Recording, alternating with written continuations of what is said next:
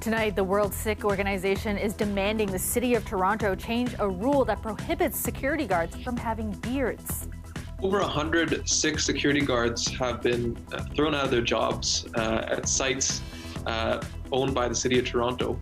The policy requires all guards to be clean-shaven in order to be properly fitted with an N95 mask, the group calling it a violation of religious freedom. Plus, we've been here 19 years, but this was sad, very sad.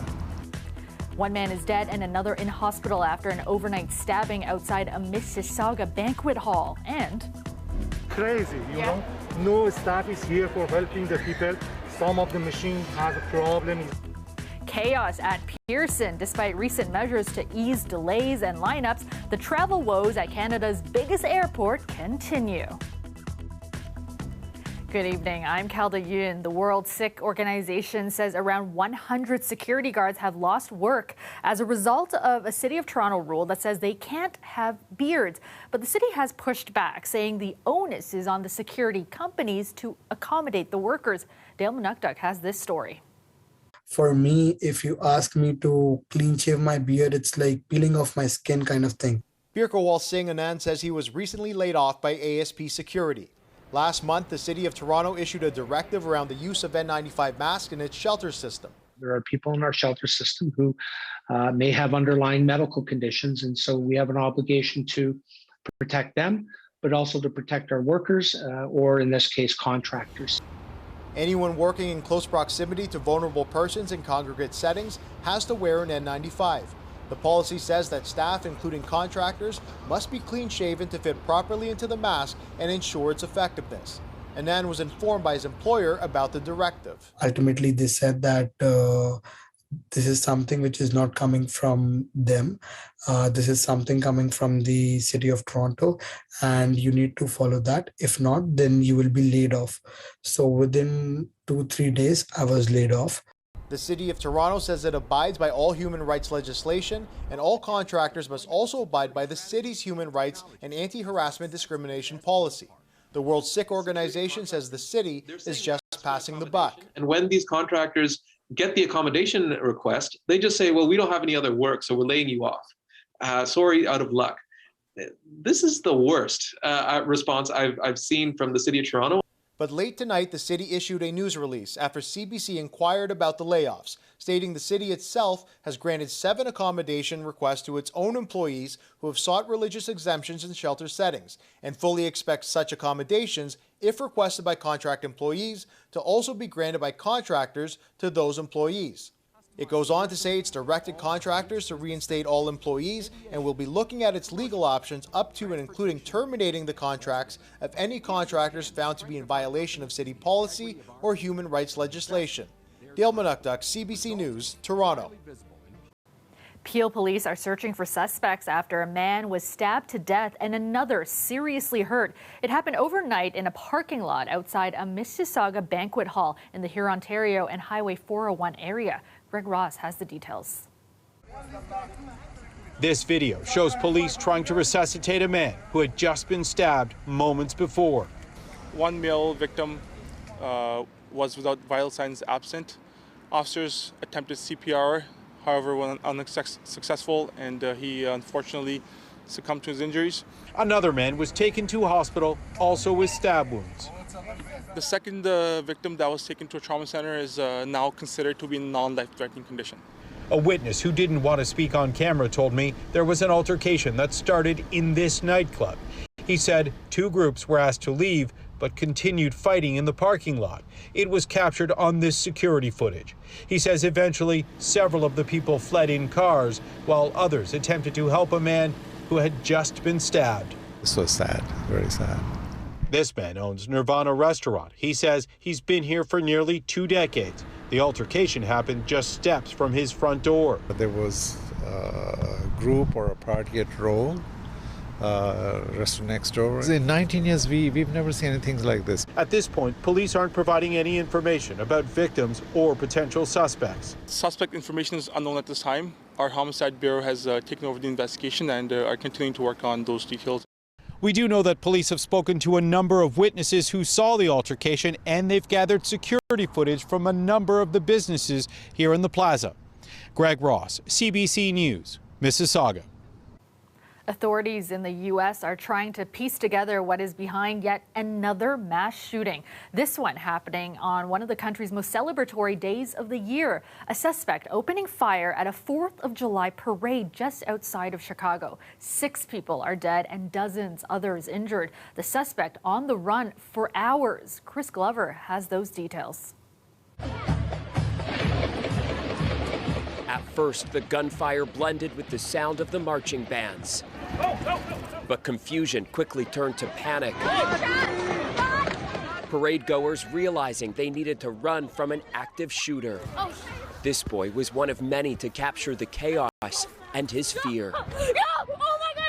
He and his family raced inside a nearby store for cover. Oh man, I'm freaking out right now. There was a gunshot. We're watching the show, like, you know, those people do the cool stuff outside. But no, we heard gunshots. Multiple witnesses reported the shooter was on a rooftop overhead, something the police later confirmed. We started shooting again, and we ran behind the building, and I put my son in a dumpster, and he sit there with his dog. Signs of just how quickly people fled were everywhere as emergency responders rushed to save who they could. The parade was approximately 3/4 of the way through when the shooting occurred. So very random, very intentional, and a very sad day. An urgent manhunt intensified when police found the rifle, but not the gunman. Of the dozens taken to hospital, at least 4 children, one as young as 8. Listen, there's been a lot of different events that have happened in the United States, and this obviously now has hit very close to home. It is a little surreal to have to take care of an event such as this. Our community was terrorized by an act of violence that has shaken us to our core. Condemnations from leaders with July the 4th in mind. You all heard what happened today, but each day we're reminded there's nothing guaranteed about our democracy. Highland Park is an affluent city near Chicago, the backdrop for a version of the country portrayed in films like Home Alone. We finally got our mass shooting, unfortunately, which is just horrendous. Now just the latest to experience America's plague of gun violence. Chris Glover, CBC News, Washington. The police shooting of an unarmed black man in Ohio City is under scrutiny tonight. What we are collectively calling for is peace this afternoon.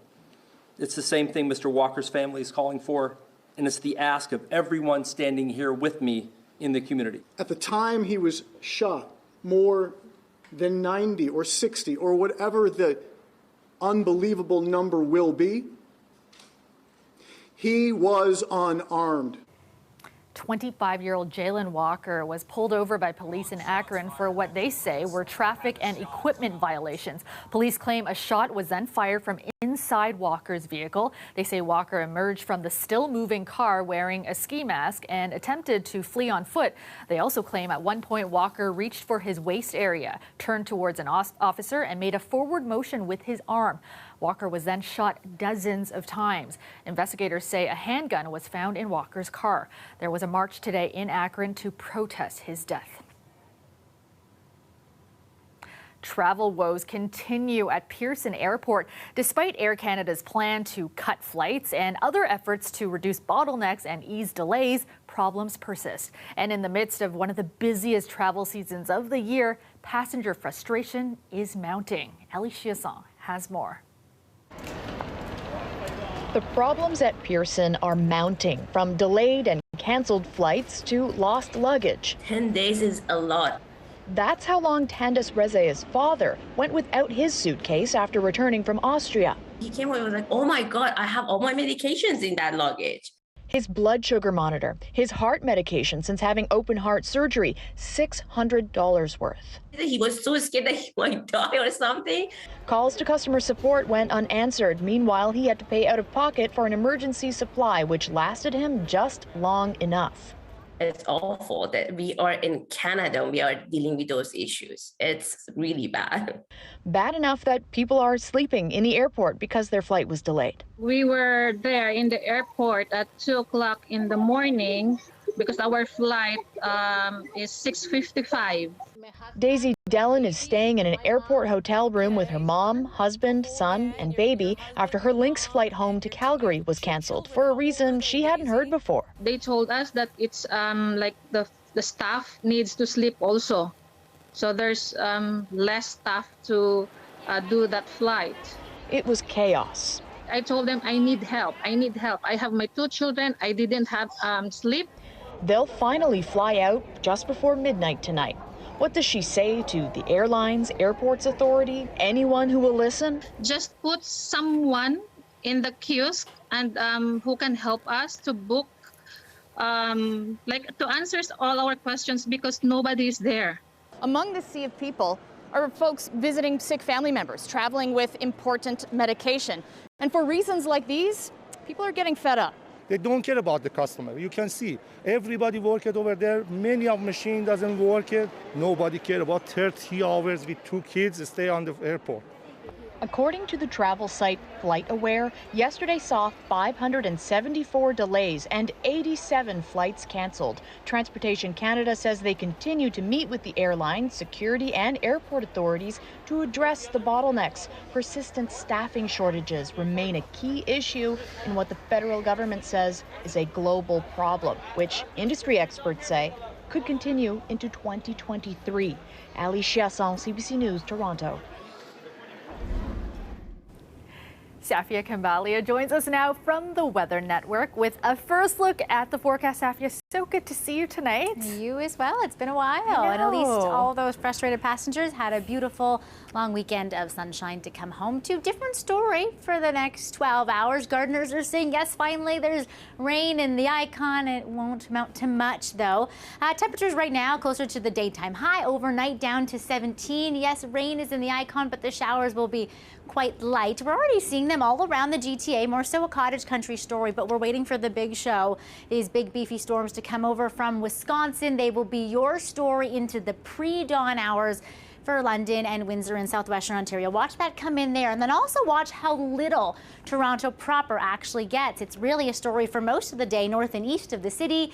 When you're starting your morning commute, that's when those of you around the GTA could have some heavier downpours, some showers, and maybe even a non-severe rumble of thunder, but everything clears out by the afternoon. That risk is there, but this is really a story for those of you into southwestern Ontario. Wednesday, much more brisk after the Tuesday's day of humidity. And I'll tell you about any chance of rain in the long-range forecast. Kelda? Thanks, Safia. See you soon. The TTC is investigating after a video emerged online that appears to show 2 people train surfing. The video was posted on YouTube on Canada Day and shows people getting on top of the Line 3 train in Scarborough and fleeing at Kennedy Station. Now, the video also includes drone footage of the incident. Here's what some customers and the TTC said about the video. Well, I think it's express train to death. Like, we always have to take care and, think about the safety of everybody. It's incredibly dangerous and really ill-advised and frankly illegal. So we are doing active investigating and hold these people to account, because the one thing we don't want is more copycats. Anyone with information is asked to come forward. Toronto Public Health vaccination clinics are reducing their hours, open from 12 to 6 during the week now and 10 to 4 on Saturdays. This as some doctors and the provincial NDP are calling on the province to speed up expanded access to 4th doses of the COVID vaccine. But the federal vaccine advisory body recommends holding off until the fall. Lorenda Redekop reports. One York Region emergency room doctor says recently he's seen more than just the elderly or unvaccinated coming in with COVID. The last couple of months, though, I've seen several people with 3 doses come in and they have been ill. He wants 4th doses of the vaccine expanded. Right now in Ontario, those 60 plus, Indigenous people and the immunocompromised are eligible. The latest recommendation from the National Vaccine Advisory Body is people 12 to 64 may be offered another booster in fall and may be offered a booster 6 months after their last dose or infection. I think that's a wise move. I would just like to see that moved up prior to the fall when we're expecting another big wave. Quebec has already approved fourth doses more widely as of May. Today, Ontario's NDP put out a release calling for expanded access to fourth doses. Let's be proactive and put out the plan, implement the plan, and make sure that people get the vaccination as broadly as possible. Wastewater data show signs of COVID are up in the province, but infectious diseases specialist Dr. Isaac Bogosh says there's no proof the extra booster is needed yet, based on hospitalizations. We're seeing under-vaccinated individuals, and we're seeing older individuals or people with underlying medical conditions, and those are people who are eligible. He agrees with the stance of the vaccine advisory body. The vaccines still stand up. What they don't do, unfortunately, is they don't protect us against getting the infection nearly as well as they did with prior variants that we've seen. The province says people who have all their currently recommended doses have strong protection against severe outcomes. The Ministry of Health says it will provide details in the coming weeks about fall booster shots, giving no indication sped up access is coming. Lorenda Redicomp, CBC News, Toronto. During the first year of the pandemic, you may have remembered hearing about a growing number of people who were adopting pets to keep them company at home.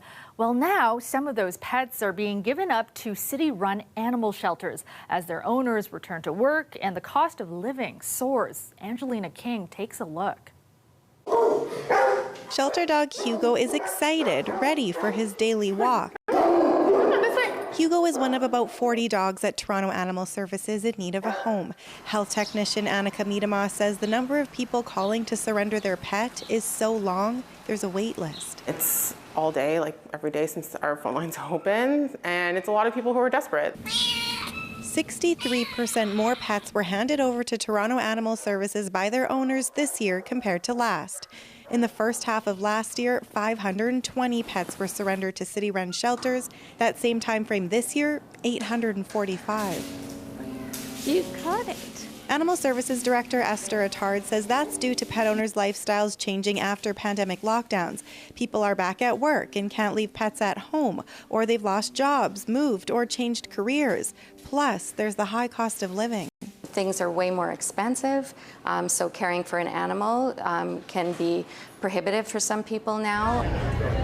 That's why the city is running events like this one, a mobile clinic handing out free dog food and offering discounted vaccines and microchips for dogs like Tiki.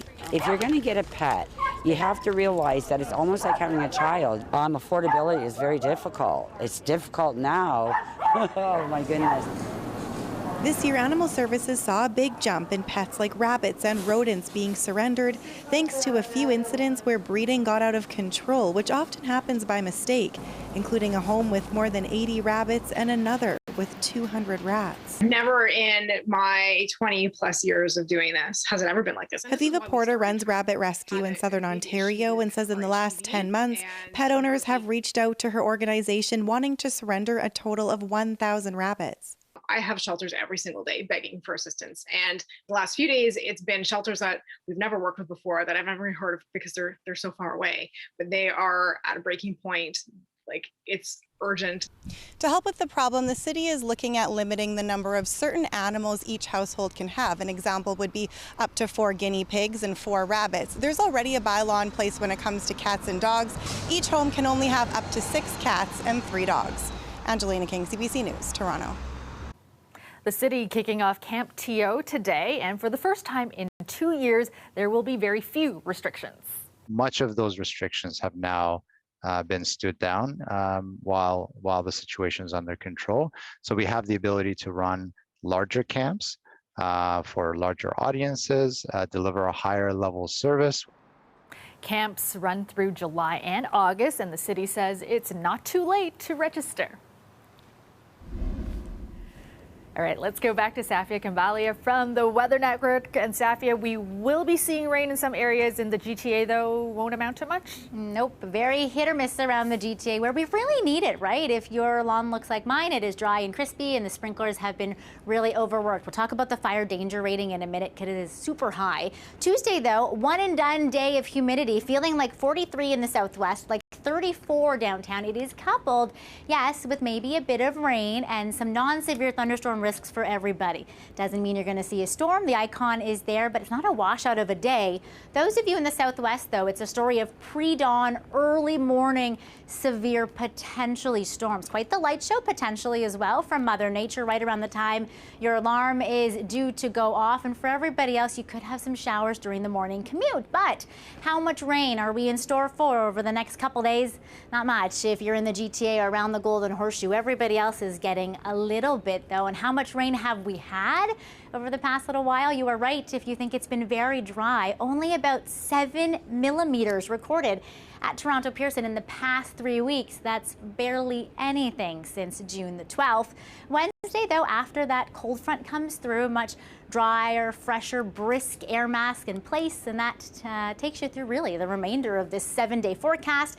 Plenty of sunshine, low humidity, a really nice 14-day trend as well. In fact, it's a period of consistency that might be record-breaking, a 14-day seasonal trend.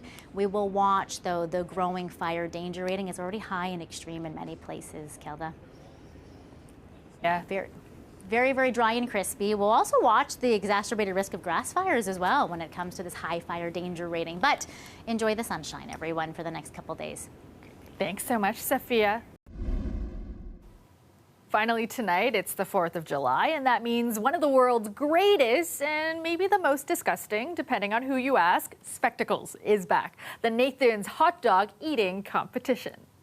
He'll have pizza and shortcake in his future to scarf down, but for now, George takes us home with Joey Chestnut. Wounded but very much alive, Joey, with another title. Joey Chestnut has done it again, this time scarfing down 63 hot dogs to win his 15th title. Now, this is actually fewer than normal for him. Last year, he ate 76 hot dogs. Chestnut was standing with his foot in a boot, recovering from a broken leg. And that is our show for you tonight. Thank you so much for watching. Dwight Drummond has your next local newscast tomorrow at 6. I will see you back here tomorrow night at 11. Have a great night, everyone.